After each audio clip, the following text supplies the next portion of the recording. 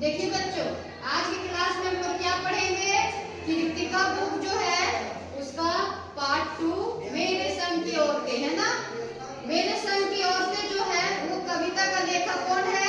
मृदुला गर्ग, है ना। मृदुला गर्ग के बारे में हम लोग पिछले क्लास में बहुत अच्छे से पढ़ चुके हैं। आज हम पढ़ेंगे उसके उनका जो मेरे संग की औरतें जो कविता जो है उसके बारे में भी पिछले क्लास में लोग पढ़ चुके हैं। तो बच्चों आज के क्लास में हम लोग क्या पढ़ेंगे? प्रश्न अभ्यास, है ना। इस प्रश्न क्या कहता है वो हम लोग देखेंगे एक एक करके। देखिए, लेखिका ने अपनी नानी को देखा भी नहीं, फिर भी उनके व्यक्तित्व से वे क्यों प्रभावित हुई, है ना। बोल रहे हैं लेखिका ने अपनी नानी को देखा भी नहीं, फिर भी उनके व्यक्तित्व से वे क्यों प्रभावित हुई। तो हम लोग देखते हैं क्यों प्रभावित हुई। लेखिका अपनी नानी की कहानी सुनकर बिना देखे हुए भी उनसे प्रभावित थी, क्योंकि वो उनका जन्म होने से पहले ही उनका नानी डेथ हो गई थी। तो कहाँ से देखेगी, लेकिन उनका कहानी सुनकर पहचानने लगी कि मेरी नानी कैसी थी। अब देखिए दूसरा क्वेश्चन, लेखिका की नानी की आजादी के आंदोलन में किस प्रकार की भागीदारी रही, है ना। तो देखिए, लेखिका की नानी ने अपनी लड़की की शादी आजादी के सिपाही से करवाने की शर्त स्वीकार कराकर की लड़ाई में अपनी भागीदारी की। क्या भागीदारी की थी? अपनी नानी उनका क्या भागीदारी की थी? अपनी लड़की की शादी आजादी के सिपाही के साथ करवाने की वो स्वीकार कराकर शर्त रखी थी, है ना। वही शर्त थी जो लड़ाई की अपनी भागीदारी थी।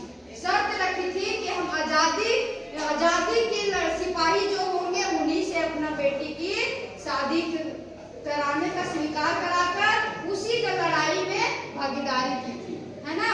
तो बच्चों देखिए तीसरा क्वेश्चन, लेखिका की माँ परंपरा का निर्वाह ना करते हुए भी सबके दिलों पर राज करती थी। क्या करती थी? लेखिका की माँ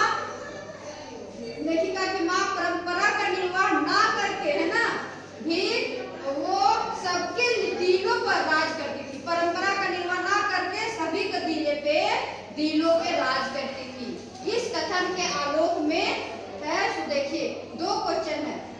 लेखिका की माँ की विशेषताएं लिखी, है ना।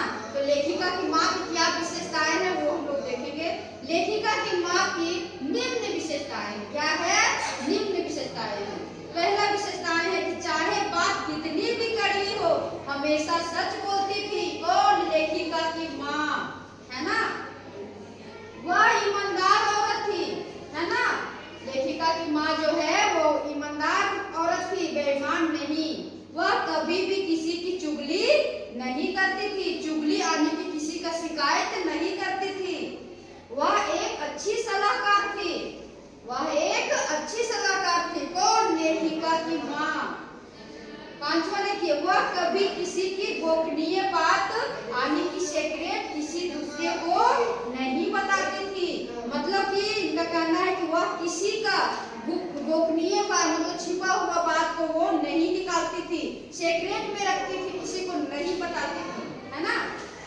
अब हाँ क्वेश्चन देखिए, लेखिका की दादी के घर के माहौल का शब्द चित्र अंकित कीजिए, है ना। लेखिका की दादी के घर के माहौल का शब्द चित्र अंकित कीजिए, है ना। अंकित मतलब बताने बोल रहा है कि उनका शब्द चित्र कैसा था, छपने बोल रहा है, छपने बोल। लेखिका की दादी के घर वाले स्वतंत्र विचारों वाले थे। कैसे थे? उनका लेखिका की दादी के घर वाले जो थे वो स्वतंत्र मानने वाले थे, है ना। लेखिका की दादी बोल रहे लेखिका की दादी के घर वाले, लेखिका की दादी के घर वाले स्वतंत्र विचारों वाले थे, लीक से हटकर चलने वाले लोग पुत्र के लिए मन्नतें मांगते थे और लेखिका की दादी पुत्री पैदा होने के लिए मन्नत मांगते थे, है ना। अब यहाँ पे समझिए, यहाँ पर लेखिका की दादी घर वाले स्वतंत्र विचारों वाले थे, लेकिन लीक से हटकर चलने वाले थे। लोग पुत्र के लिए मन्नत मांगते थे, लेकिन लेखिका की दादी जो थी पुत्री पैदा होने की मन्नत मांगते थे। कितना लोग हट के दुनिया वो हट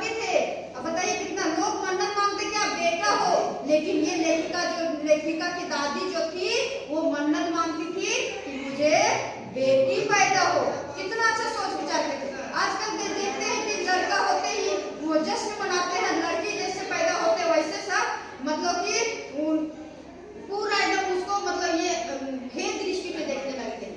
जन्म वो हुआ नहीं कि मारने के लिए सोचने लगते थे, है ना। लेकिन इसमें लेखिका की दादी में ये चीज नहीं थी, वो लड़की के लिए ही मन्नत मांगती थी। अब चौथा क्वेश्चन देखते हैं। आप अपनी कल्पना से परदादी ने पोतोहू के लिए पहले बच्चे के रूप में लड़की पैदा होने की मन्नत क्यों मांगी, है ना। लेखिका की दादी जो थी अपने बहू से लड़की पैदा होने की मन्नत मांगे थे, है ना।